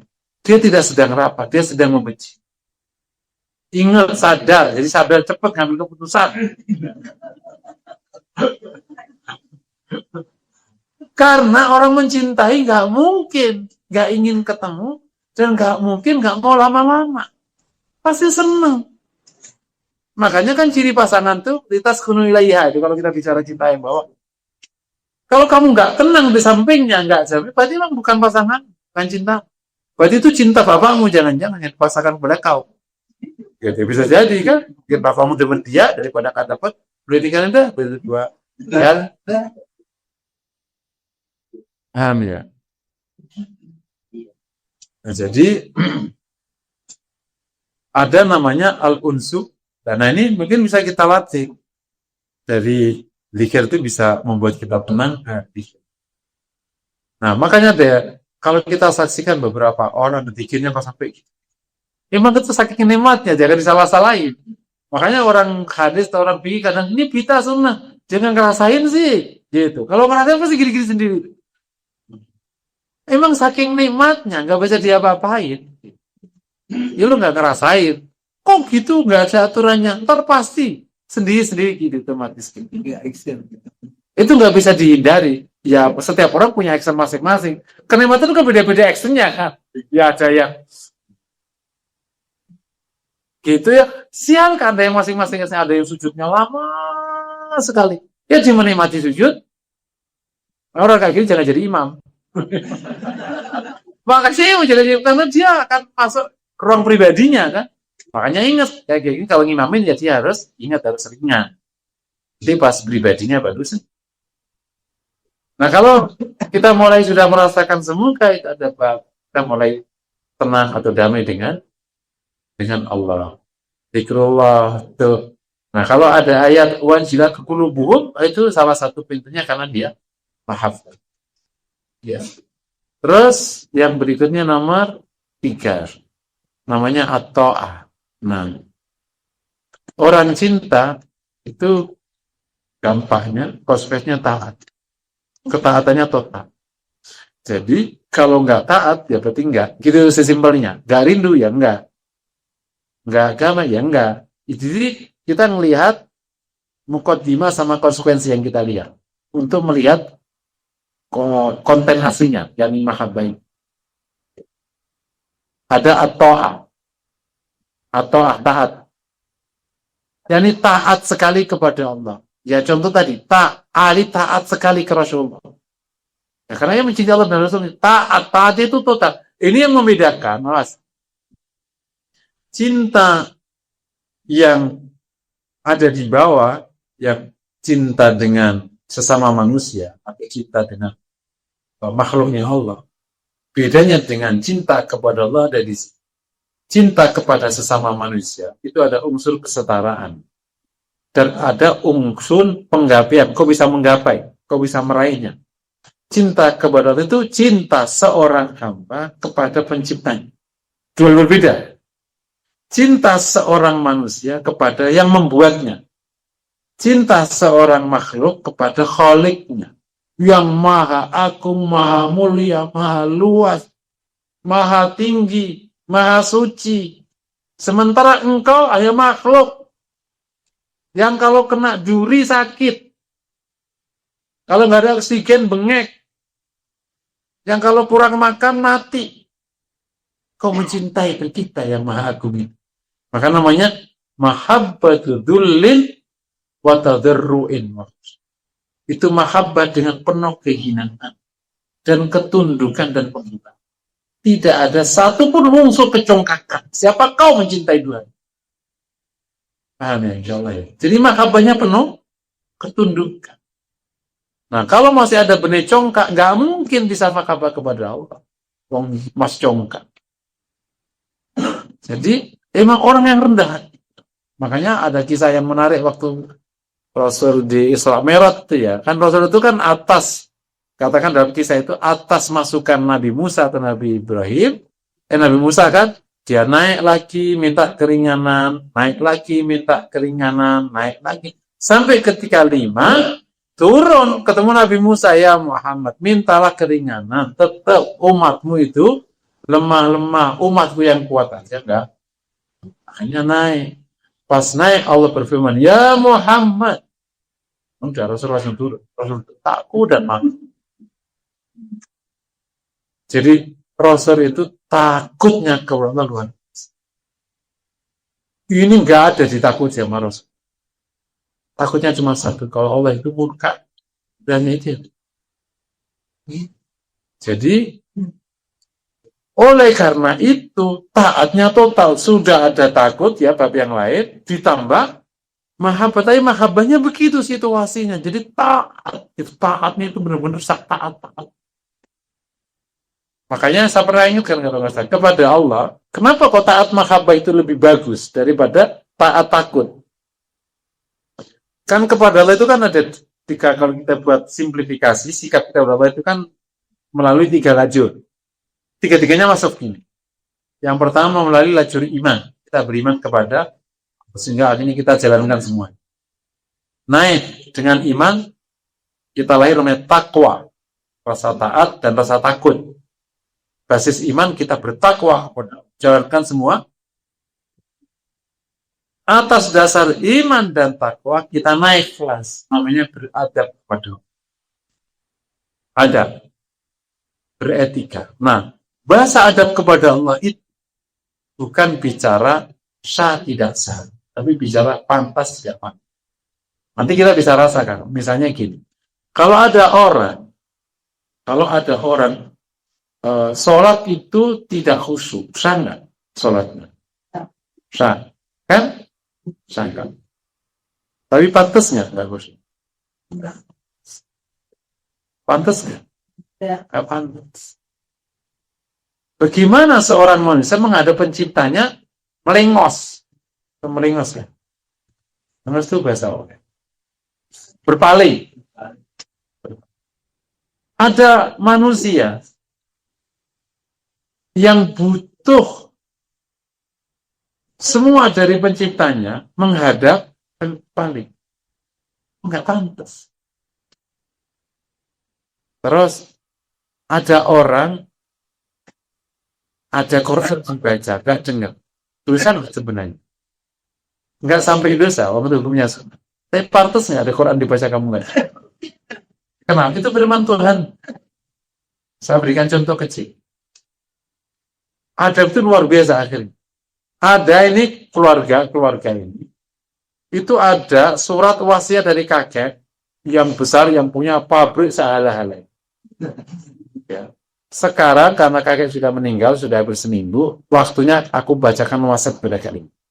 Ini kata bapak anak pertama kalian. Terus ada yang nggak mendengar, kira dilempar telur nggak kira? Kamu ini semua makan dari pabrik ini semua, kata anak yang pertama. Kalian ini semua makan dari pabrik ini. Ini jadi payah. Ini kakek lagi bikin wasiat dibacain kok malah ngawur, kata kasih waris dan sadar. Padahal sebenarnya kan anak kecil. Ya bolehlah main. Tapi pantas nggak? Dari begitu kita bicara adab, itu kita tidak lagi bicara sekedar boleh, tidak boleh, sah, tidak. Udah bicara etika tinggi, sehingga sunnah itu diambil. Saking adabnya dia ketemu. Bahkan memilih kata juga tidak boleh sembarangan kepada Allah. Saking beradabnya kepada Allah. Jadi memang kepada Allah itu harus naik dari beriman, bertakwa, sehingga lagi beradab kepada manusia. Nah, beradab ini memang digunakan di tazkiyatun nafs. Bahasanya beradab kepada Allah SWT. Kalau beriman kan kajian tauhid. Berikutnya, salah satu dampak dari taat itu adalah memperjuangkannya. Jadi kalau tidak ada perjuangan terhadap urusan Allah, enggak apa. Karena cinta itu perjuangan. Masa nggak mau capek? Terus apa namanya? Nah, itulah generasi awal sahabat itu, dan pernyataan makhluknya, karena dia membuktikan perjuangannya luar. Termasuk di dalamnya adalah pengorbanannya, satu paket terus. Pada 6 itu. Tadkhiyahmu itulah kualitas mahabbah. Tadkhiyahmu tinggi, ya berarti itu. Cintamu bisa jadi. Nggak ada tadkhiyahnya, nggak ada pengorbanannya, ya berarti. Mau ngaku ya nggak ada gunanya. Ini kita di posisi yang di challenge untuk apa? Di challenge untuk rindu, untuk damai, terus terus memperjuangkan urusan Allah, terus berkorban di jalan Allah, termasuk di dalamnya nomor 6 ya, itu memuliakan dan mengagungkan Allah seagung-agung. Dia akan sangat marah ketika Allah tidak dimuliakan. Itu yang disebut oleh Rasulullah itu, tentang Rasulullah. Man taqama Rasulullah sallam li nafsihi illa an tuntaka hurmatullah fayantakimu lillahi biha. Rasul tidak marah karena dirinya kecuali kalau kehormatan Allah dilanggar. Kehormatan itu adalah hukumnya Allah Subhanahu wa ta'ala. Jadi memuliakan Allah, karena makabbah itu, makabbah dul itu sangat memuliakan Allah. Nah, itu makanya di konteks memilih kata tentang Allah itu hati-hati orang Muslim. Kan ada kadang pada sembarangan. Berdoa juga pasti dengan penuh saking dia mengagungkan Allah. Tidak sembarangan. Karena ia memuliakan Allah, maka semua syiarnya Allah akan dimuliakan. Ya, ada Quran, ada syariat-syariat sangat dimuliakan. Karena ia mencintai, maka ia memuliakan. Sak mulia-mulia. Nah, makanya sujudnya itu memang sujud memuliakan, tidak mencintai, memuliakan. Nah, itu yang nanti menjelaskan. Ada orang yang kuat sujudnya. Nah, kan kalau sholat malam itu kan memang berdiri, rukuk, sujud itu kan mirip. Berdiri lama, rukuk lama, sujud lama kan. Karena kan memang boleh kalau sendiri. Kalau sama orang ya boleh kan, harus. Nah, itulah mereka-mereka yang sudah mencinta Allah, ya pasti akan menikmati. Dia berdiri menikmati tilawah Quran. Pas sujud dia menikmati, memuliakan, mengagungkan. Pas rukuk. Dan doanya mencerminkan itu. Allahumma laka sajadtu wa bika kepada Musa sujud, kepada Musa beriman.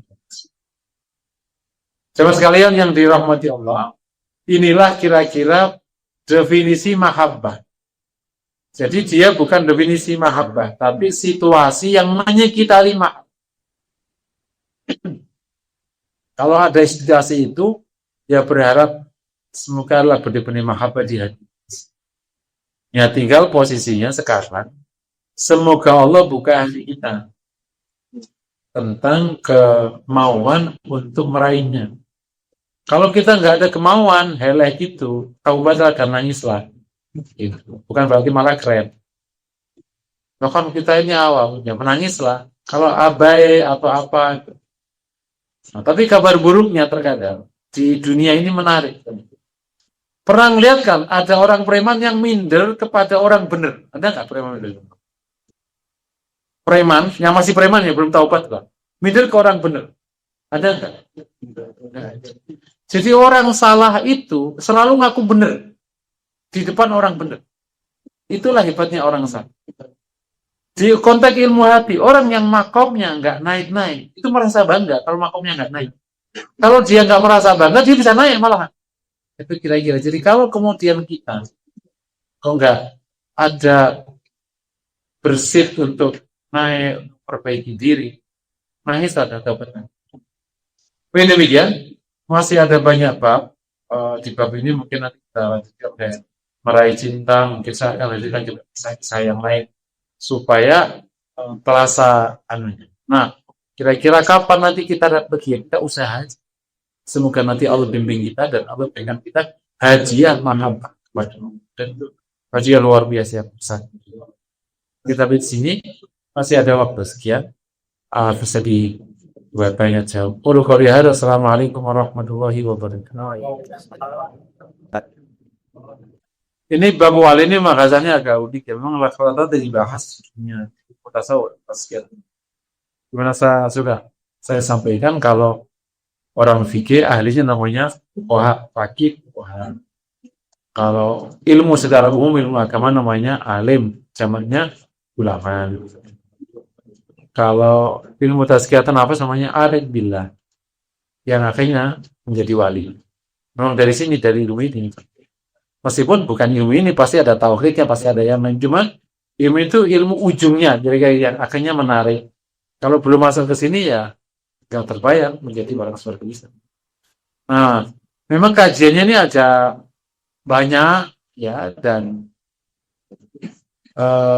buku yang membahas salah satunya namanya Jami'ul Auliya, hukum bulat para wali.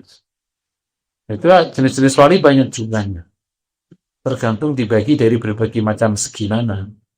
Ada kalau yang Bapak tanya namanya majdub, pelawannya muktasa. Wali majdub itu wali yang demikian Allah putus takdirkan jadi wali tanpa usaha. Emang dicetak aja jadi wali. Ya emang dari awal hatinya udah begitu. Emang nggak ingin ini, emang nggak ya ada tiba-tiba ada. Nah yang kedua ada yang jadi wali karena dia berusaha. Berusaha yang karena saking pikir. Tadi yang hadis tadi. Yang mendekat sampai Allah cintai ya udah jadi wali. Tapi ada orang yang memang Allah ya udah emang itu takdirnya dia dan karunia dia dapat posisi semulia itu. Namanya majdud. Sampai ada namanya wali ahdal, wali abdal, wali kutub, wali ghaus, wali apa itu istilah-istilah. Nah istilah ini tuh kadang masih debatable di antara para ulama kan. Kajian ilmu tasawuf nafas atau tasawuf itu tidak boleh lepas dari pandangan ahli hadis supaya nanti nggak kemana-mana. Makanya, nah kalau majdud sama ini masih, tapi kalau wali yang wali abdal, wali ahdal, wali kutub, wali ghaus itu beberapa riwayatnya masih para ulama masih udah bertanya. Saya. Tapi ala hal itu populer.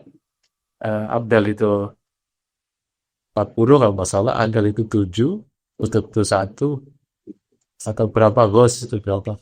Wallash. Assalamualaikum. Nah, ini saya mau tanya. Pagi naik, Langsung.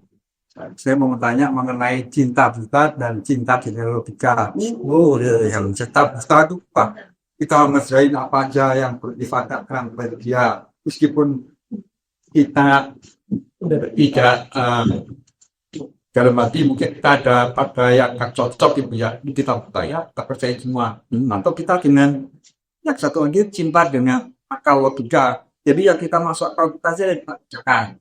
Apakah nanti Tuhan menerima keduanya nih, cinta kita dan cinta dengan logika ini? Jadi yang satu yang bisa masuk bagian yang satunya nanti menyalahi hukum. Nah ini kita itu telannya yang pertama.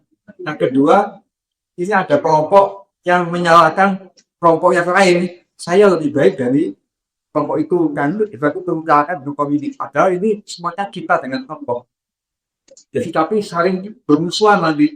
Penuh perjuangan itu kita dengan perjuangan. Siapa yang dicintai Allah? ini juga berjuang, kelompok itu juga berjuang. Nah, ini nanti Allah gimana dengan kelompok-kelompok yang saling berjuang? Ini sama-sama cintai Allah. Demikian. Anak saya. Ya, jadi ini istilah cipta buta, cipta atau logika kan ini istilah yang ada di manusia. Kita nggak kenal mahabbah kepada Allah, nggak kenal istilah itu. Nggak ada istilah mahabbah kepada Allah dijalankan sesuai dengan syariat. Itu namanya buta atau logika, nggak ngerti karena nggak ada istilah. Cinta kepada Allah harus dijalankan sesuai dengan syariat. Tidak boleh atas nama cinta kau melanggar syariat. Makanya salah satu kritikan para ulama terhadap pernyataan Robi Adawiyah itu karena dianggap agak kelebihan. Ya Allah, jika aku taat kepadamu karena aku takut nerakamu, masukkan aku ke nerakamu. Dan jika aku taat kepadamu karena aku ingin surgamu, maka jangan berikan padaku surgamu. Itu namanya dianggap berlebihan. Kenapa? Karena Rasul mengajarkan kita minta surga. Ya udah kita minta surga dan mengharap surga. Bukan berarti kalau mencintai sama sekali dilarang minta surga. Tidak boleh. Paham ya? Jadi, nah itu Bapak nyebutnya apa? Terserah. Pokoknya kalau cinta kepada Allah harus sesuai dengan syariat. Jadi nggak ada logika, nggak ada bukan. Dan ketika maksimal, berarti maksimalnya di koridor syariat. Kalau buta kan berarti lepas koridor. Ya kan? Kalau logika berarti kepentingan. Kalau cinta pakai logika sebenarnya itu belum cinta, itu masih ngitung-ngitung. Ya. Cinta pakai logika itu karena itu kan bahasa cinta. Ya bisa cowok sama cewek, kayaknya gua rugi sama dia. Dia gitu, 7, gua 9 nilai. Kosaro, itu namanya kan logika kan itu. Tapi cinta kepada Allah nggak pakai begitu. Pokoknya ada cinta, implementasinya nanti syariat. Tidak boleh melanggar. Dan nggak itu. Kalau hitung-hitungan ya berarti belum. Wah ini nggak cocok, ya belum. Itu ya yang pertama. Yang kedua mengenai dua kelompok ini. Nanti biar Allah yang putuskan lah di akhirat. Selama masing-masing menggunakan proses istihad yang benar. Allah yang putuskan kalian. Wasawfa yahkumu fima kuntum fi takhtaliq. Allah akan menetapkan hukum pada kalian tentang apa yang kalian perselisih. Makanya di bab ini usaha aja cari yang benar, yang berdekatan kebenaran. Jadi kalau ada pihak yang memberikan kritikan, itu kesempatan kita mengakurati lagi sikap kita. Kalau usah potong bangkrut. Kalau misalnya kita punya sikap beragam, pada mengkritik, ya udah kesempatan kita membuka ulang. Ada yang salah, jangan-jangan kita perbaiki. Itu namanya kita beristihad dengan baik. Sebaliknya, orang yang mengkritik itu juga kesempatan melihat ulang. Jangan-jangan kritikku ini keliru. Itu sikap yang tepat. Karena para ulama dulu zaman tabi'in, ketika aku berpendapat, maka aku yakini pendapatku yang benar. Tapi bisa jadi pendapatku yang salah. Dan ketika saudaraku berpendapat berbeda dengan pendapat, memang aku yakini pendapat dia salah. Makanya aku nggak ikut. Tapi bisa jadi pendapat dia yang benar. Makanya ketika ada pandangan berbeda, itu kesempatan mengakurasi. Dan boleh nanti bergeser, berubah. Imam Ahmad itu sampai pindah pandangan bisa 7 kali, bisa 6 kali dalam satu kasus. Begitu dibahas, udah bener nih. Ada data baru lagi, berubah lagi, boleh. Itu namanya para mujtahid. Nah, kita kalau ada sikap kita atau ada yang kritik, kesempatan kita untuk memperbaiki. Wallahu a'lam. Bertanya.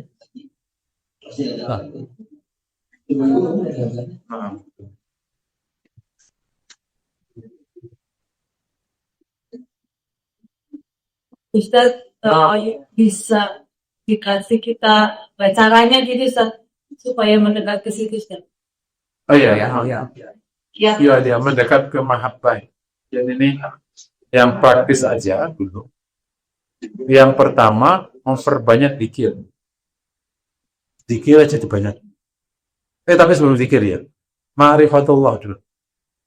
Nah, kalau ma'rifatnya terutama menggunakan alam semesta, dari kita tafakur atau tadabbur Quran atau pendalaman akan Asmaul Husna. Itu cepat ma'rifat.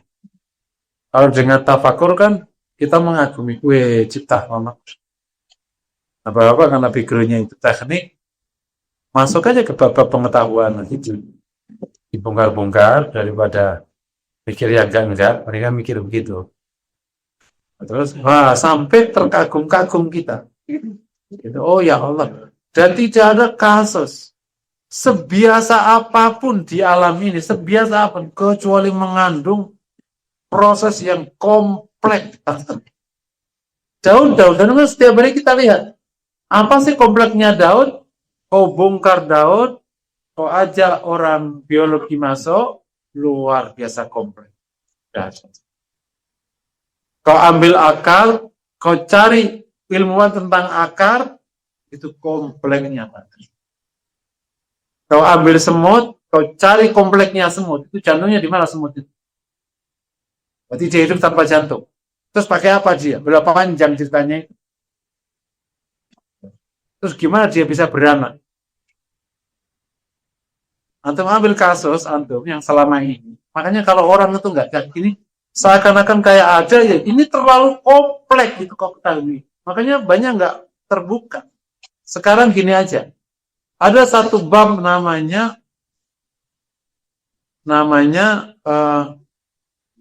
misalnya si asin, ya, asin letaknya di mana asin? Itu kau teliti itu si di ujung lidahmu itu kompleks kan? Oh dasar. Yang pernah saya ceritakan, saya punya teman ustadz hilang keseimbangan. Keseimbangan itu satu karena yang selama ini nggak pernah kita pahami dan nggak pernah kita syukuri. Kan kita sehat gitu. Tapi ada satu dimensi sehat yang sangat kompleks, namanya keseimbangan. Jadi itu orang itu butuh seimbang. Kalau nggak seimbang, liuk gitu. Ada beda, namanya kehilangan keseimbangan. Itu adanya di saraf sini. Saraf itu harus sekitar 80% namanya. Nah itu teman saya itu 40%. Gara-garanya panjang. Kenapa? Jadi karena kehilangan keseimbangan itu. Kalau dia berjalan, itu kayak robot, dari patah-patah. Kalau nggak patah-patah, jatuh. Jadi jatuh dia langsung. Jadi benar-benar kamu benar dengan keseimbangan. Kalau diputar kan harus, gitu kan, harus ada keseimbangan. Sebenarnya kita pernah ngerasa nggak Allah seimbangkan kau dan kamu bersyukur? Apa pernah nggak? Wawe aja. Nah ini ditafakuri. Itu nanti kita namanya mengagumi ciptaan Allah. Akhirnya mengagungkan Allah. Ma khalaqta hadza. Itu ma'rifatullah ya. Yang kedua, al-iftar bi dzikrillah. Memperbanyak zikir kepada Allah. Ini teori afirmasi, memperbanyak yang kita ingin cintai, kita ulang-ulang, akhirnya masuk ke hati. Biasa itu proses memasukkan ke pikiran bawah sadar. Termasuk memperbanyak tilawah Quran. Pasti awal-awal zikir itu nggak ada rasanya. Awal-awal berapa jam juga udah kabur. Lama-lama kuat, lama-lama senang, sampai dia nggak mau lepas. Sama tilawah juga awal-awal kan berat. Tilawah seberapa juz saja udah wah. Sehalaman aja udah kayak kita kebebanan 2 tahun. Baru sehalaman. Akhirnya 2 halaman, 3 halaman. Lama kalau nggak baca Quran, nggak bisa. Perbanyak aja sedikit. Ketiga ya. Ma'rifatullah. Memperbanyak zikir dan tilawah dari satu. Yang nomor 3, hadir di khalaqah zikir. Memang khalaqah zikir adanya di orang tasawuf. Itu beda situasinya. Zikir sendiri sama hadir kan sebenarnya ada harus diakui namanya iman itu bisa juga menebar, juga spiritual juga bisa memiliki menebarlah kayak apa istilah aura atau apalah. Itu luar biasa. Orang-orang yang bisa jadi telah mendapatkan karena mencintai Allah. Nah, kita ikut di hal itu juga bisa membantu. Dan namanya hadir di halaqah dzikir atau ketemu halaqah. Terutama ketemu para ulama ya. Itu juga bisa membantu. Itu ya. Yang berikutnya nomor 4, menghitung karunia Allah. Karena ada rumusan, orang mencintai yang memberi. Nah, begitu kita sadar diberi Allah banyak, semoga nanti kita mencintai yang memberi. Kalau kita diberi ini, gitu ya. Nomor 5, minta doa aja. Berdoa diberikan mahabbah kepada. Doanya nas'aluka hubbaka wa hubban nabi. Wa hubba man yuhib. Jadi memahami agama ini kan ada yang simpel kayak iman, Islam, kemudian ihsan. Itu ya. Kemudian kita dari Islam ke ihsan, kita begitu kita kupas, lahir nih yang kita bahas. Ya. Ada makom-makom di tazkiyatun nafas atau sifat-sifat hati. Paham ya? Sehingga kita kenal ada tawakal, ada berharap, ada takut, ada takwa, ada taat. Ihsannya di mana taat? Nanti tuh. Jadi ihsan itu global. Nah, menuju ihsan, ini kelewati semua yang kita bahas. Karena ihsan itu apa kan? Kan seakan-akan melihat Allah. Atau engkau meyakini Allah melihat. Itu dari sudut tingkatan beramal. Tapi dalam lingkaran ihsan ada semua makom yang dibahas itu. Yang disebutkan di ayat Quran maupun sunnah Nabi Sallallahu Alaihi Wasallam. Jadi mirip gini kalau antum belajar. Kalau antum belajar tentang apa nih, ilmu antum yang paling gampang apa? Yang ada di orang tukang. Ilmu tentang ukur. Ya kan misalnya. Bangunan itu yang penting ada sakarayam sama tiang. Kelar. Itu ilmu pokok. Begitu kau bahas sakarayam, emang sesimpel tukang bikin sakarayam. Kan atau harus bahas ukurannya, ketebalannya, besinya, batas bajinya, struktur tanahnya. Macam. Orang datang pertama ketemu Nabi. Iman, Islam, ihsan. Tetap kelar. Itu masuk satu-satu ya panjang. Jadi mahabbah itu bagian dari ihsan. Itu adalah makom-makom yang ada di lingkaran yang tumbuh dari lingkaran iman, karena namanya cabang iman. Makanya Islam, iman, ihsan itu enggak tingkatan tapi melingkar gitu. Karena memang looping system kan agama ini. Karena mahabbah itu bagian dari iman kan cabang. Tapi situasinya ada di hati. Nah, iman, Islam, ihsan yang ada di hati itu di ihsan bahasanya. Teman sekalian, mari kita akhiri majelis kita. Ini ada permohonan doa dari Salam Jamaah. Ya. Pak Mas Dimas Gilang Ginanjar bin Iwan Darmawan. Beliau akan operasi besok 14 Juli 2020. Pada hari Senin. Dan ada permintaan doa untuk Anita binti Suwandi. Beliau dirawat di rumah sakit. Ini putri dari jamaah kita belum? Anita. Satu. Yang meninggal juga. Dan 2 aja. Mari sama-sama kita mohon kepada Allah, semoga Allah kabulkan kita istighfar beberapa kali. Astagfirullahaladzim. Bismillahirrahmanirrahim. Alhamdulillahirabbil alamin. Hamdan syakirin. Hamdan ya rabbana alhamdulillah sultani. Allahumma salli wa sallim ala khairi khalqihi Muhammad wa ala alihi wa sahbihi ajma'in. Wa amin lana wa tub alaina innaka tawwabur rahim. Wa liwalidina warhamhum kama rabbawna shighara. Lana wa liwalidayna warhamhuma kama rabbayana shighara. وآت نفوسنا تقواها وزكها أنت خير من زكاها أنت ولي مولاها. اللهم أعنا على ذكرك وشكرك وحسن عبادتك. اللهم نسألك حبك وحب نبيك وحب من يحبك وحب الذي يقربنا إلى حبك. اللهم نسألك حبك وحب نبيك وحب من يحبك وحب الذي يقربنا إلى حبك. اللهم يا حي يا قيوم لا إله إلا أنت إليك نستغيث أصلح شؤوننا كلها ولا تكلنا طرفة عين ولا إلى أحد من خلقك يا فتاح يا منان يا وهاب يا كريم. افتح لنا أبواب مغفرتك وافتح لنا أبواب رحمتك وافتح لنا أبواب رزقك وكرمك وجودك يا أرحم الراحمين. اللهم إنا أخدماس إلى بننجر بالإروان دلمان. اللهم سيقوم بالإجراءات. اللهم اشفه شفاء عاجلا شفاء لا يغادر سقما.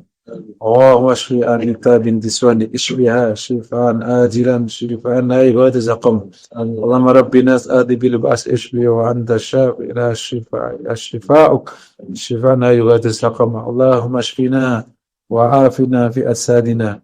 اللهم عافنا في أسماعنا عافنا في أبصارنا عافنا في قوتنا وأنصرنا برحمتك أرحم الراحمين. ربنا آتنا في الدنيا حسنة وفي الآخرة حسنة وقنا عذاب النار. وصلى الله وسلم على محمد وعلى آله وصحبه وسلم والحمد لله رب